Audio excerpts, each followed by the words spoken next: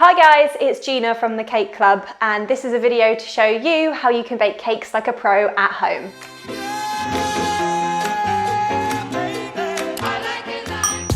Hi there. Hi guys, it's G. Everything that you see today in this video is my personal preference. Nothing here is sponsored, no advertisements or anything, and it's all down to my personal experience for what I have used. So let's get into it. The first thing that you're probably going to need is, this is my KitchenAid.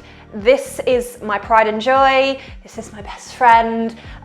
It's not completely essential to have one to bake cakes like a pro, but it's always worth it. If you are baking literally every day like I am, trust me, you're gonna want to invest in one. I have saved so much time using this. It's unreal. This is just the best thing that's ever been invented. So these retail normally at about £500. They are an expensive bit of kit, but they are completely worth it. Not only can you get them in so many different colors to match your kitchen, to match pretty much anything in your kitchen, they are so powerful. They've got a really, really quiet motor. So not only can you get them in an array of colors, which will match your kitchen and your decor, also they can be inscribed. I've got the Cake Club on mine right here. You can also get them in a tilt head. You can get it where the bowl lifts up. So you can get pretty much anything that's going to suit you. If you have something like RSI, so wrist problems, then the bowl lift is going to be absolutely perfect for you. One thing about stand mixers is that they are really heavy. If you invest in one, you're going to want a space to keep it.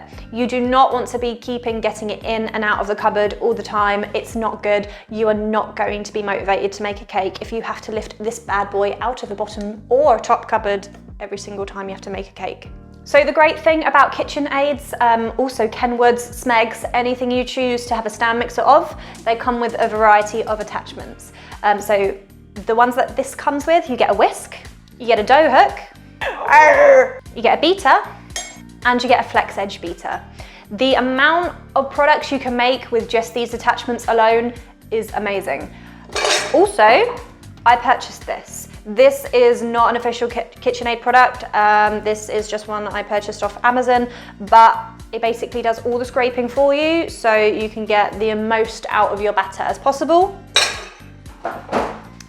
The great thing with KitchenAids as well, I know Kenwoods also do this, is you can just take off the front and you can have other attachments go onto it. So if your KitchenAid isn't just going to be for baking, if you are a really, really keen cook, you can also get things like a meat grinder or a pasta attachment. So they're really, really versatile. It's not just £500 spending on baking. So the next thing I'm going to recommend is this. This is probably more essential than your stand mixer. This is a digital set of scales and it's going to be your best friend. This is my best friend. With a digital scale, you are going to get so much more out of it than a manual scale, mainly because with a manual scale, there's so much room for human error because you have to manually adjust them. But seriously, you are not going to go wrong with one of these. This is a Salter scale. They're the best brand for all sorts of digital scales. It also measures in grams, pounds and ounces, milliliters and fluid ounces. So if you don't have a measuring jug, you can also use one of these to measure out milliliters. Right, okay, so the next thing that you're going to need is you're going to need some silicone spatulas. These are amazing. I own about 6 or 7 of these just because I make so many cakes. You can pretty much use all of your batter that way. You have no leftovers. It actually makes it really easy for washing up as well if you use these. So these are a lot better than wooden spoons because you can get to all of the mixture. They're also a lot more hygienic than wooden spoons as wood is very difficult to clean. Next thing. So the next thing you're going to need is you're going to need a good set of measuring cups. What I've found with baking is that there are a lot of American recipes out there, and apparently cups is an accurate use of measuring. Said no one ever. I don't know in what universe volume is an appropriate measurement, but here we go. So I have these cups, they are super cute. I got given them as a gift. I don't know where they're from, but they are awesome. They've lasted me about 5 years now. So a good set of measuring cups is always useful. Next is So as well as measuring cups, because this kind of leads onto it, you're going to need a good set of measuring, what would you call these? I'm trash, Sporky.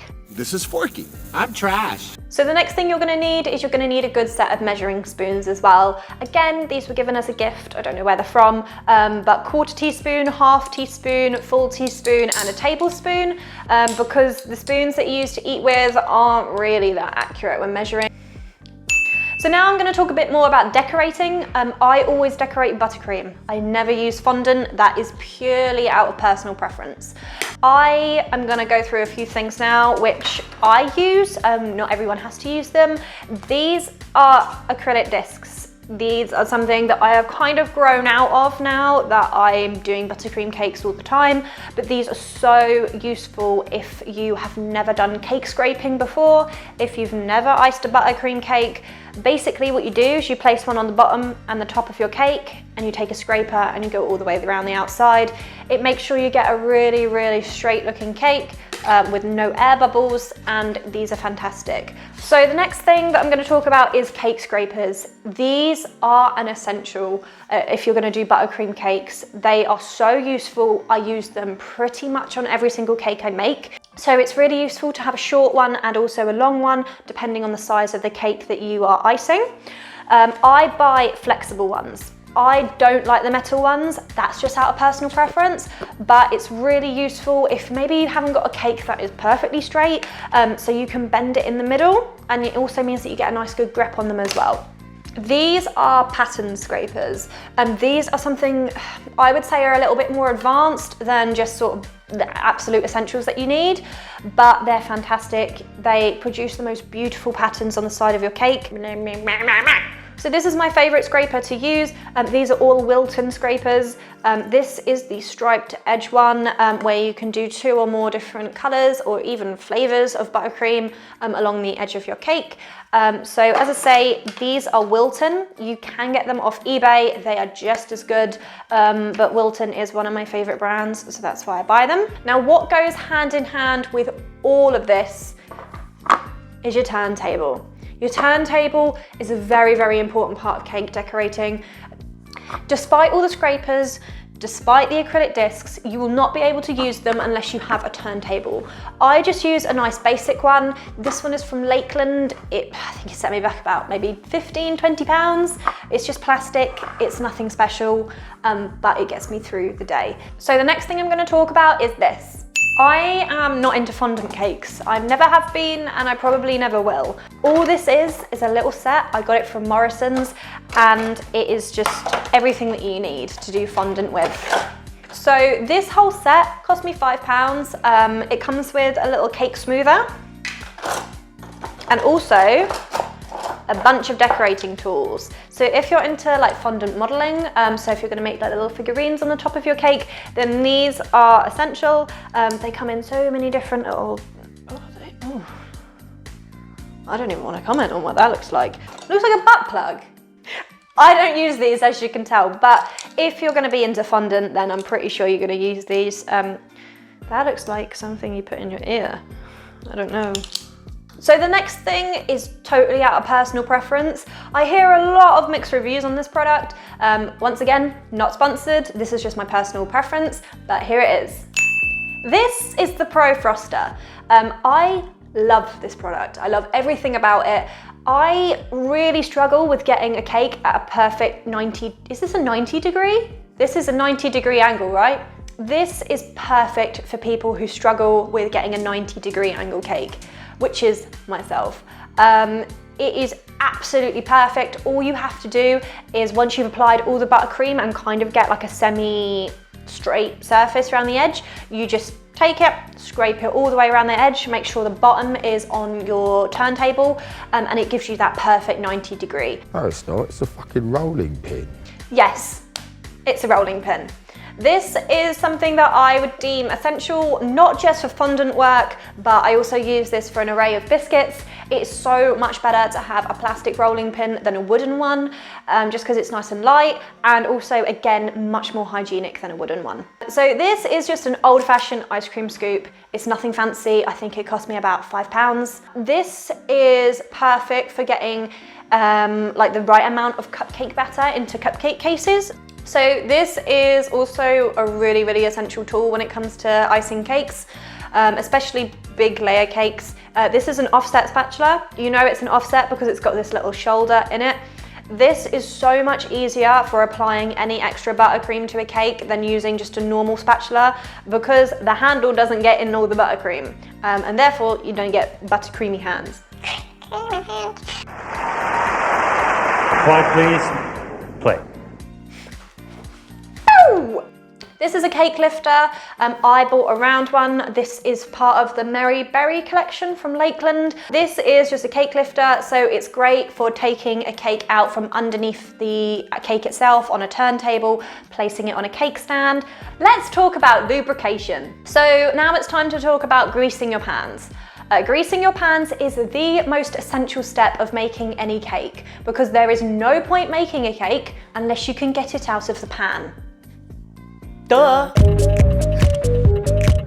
The first thing you're going to need when it comes to greasing pans is you're going to need a pastry brush. This is a silicone one, super easy. I got this free out of a magazine lots and lots of years ago, but it's so easy from getting the butter, because I always use butter to grease my pans. So butter out of the tub, smear it onto the cake tin, and then you're good to go. Next thing you're going to want to buy is some grease-proof paper. I buy mine in bulk, as you can see by the size of this, but Bako foil. Bako foil is really, really good. It's a great brand. This is probably the only baking paper that I will actually buy now. The thing that has saved me so much time recently is I have recently discovered Lakeland do pre-cut circles of greaseproof paper. These are amazing. It's just so useful. I have cake tins ranging from 4-inch up to 12-inch. So I have all the different sizes. I think these are only a couple pound for a pack of 50 or 100, and they just save so much time and so much aggro. So something that you're going to want to invest a bit of money in rather than just get a cheap one is you're going to want to get icing bags. I hate the fact I use disposable icing bags, but honestly, I can't be bothered with cleaning icing bags out and reusing them. These are just so much easier, so much quicker. And also I found, like, with reusable piping bags, they tend to smell after a while, so you have to throw it out and buy a new one anyway. So these are piping bags. These are cheap icing bags. I think these cost me a couple pounds from eBay for, like, how many is in here? 100, and they're awful. The best piping bags I found are Lakeland again. These are fantastic. You get 50 in a bag. I think these cost something like £7 or £8, but they are so worth it. There is nothing worse than filling up a piping bag, having lots of different pretty colours in there, like if you're doing a rainbow pipe, and all of a sudden it bursts. You're not going to want that. Or even if your piping tip falls out the bottom. So invest in these are brilliant. So now I'm just going to spend a couple minutes speaking about cake pans. Cake pans are so important. They are the most important thing when it comes to baking a cake. You are going to want to buy expensive ones because you are going to want to keep them for years and years. So this is my 12-hole cake buttery flaky crust. Jack. Baked on a buttery, crispy crust. Jack, flaky. I thought I said flaky. So this is my 12-hole cupcake case tin. That was a mouthful to say. I'm not going to say that again. So I got this from Sainsbury's. It's just the heavy gauge one. It is super buy good quality. Buy cheap, buy twice. So these, as you can see, are just nice, simple, does the job cake pans. You are going to want ones that are completely straight on the edge. You do not want ones that are stackable. So I have cake pans ranging from 4-inch to 12-inch, the 4-inch being the mini, the 12-inch being the ones that I use for weddings or really large celebration cakes. I have two, which is the 6-inch. As you can see, I've used these almost to death. But you're gonna want ones, these are actually too tall. So this is my 8-inch cake pan, which is also one of my most popular sizes. As you can see, the 6-inch one is slightly taller. These are 3-inch deep, these are 4-inch deep. there isn't really much of a difference. If anything, a 4-inch one is great because you can make bigger cakes. But when these are in the oven, the 8-inch ones, you can see into it and see how well your cake is cooking. These ones are too tall to see into when you're baking a cake. Thank you for watching our video today. Don't forget to subscribe to our channel and also select the bell button right next to it so you can get alerted when our next video upload is. Also, comment below what video you would like to see us do next. Also, follow us on Instagram at The Cake Club UK and follow us on Facebook as well at The Cake Club GB. Thank you ever so much for watching, guys. Bye. Finish.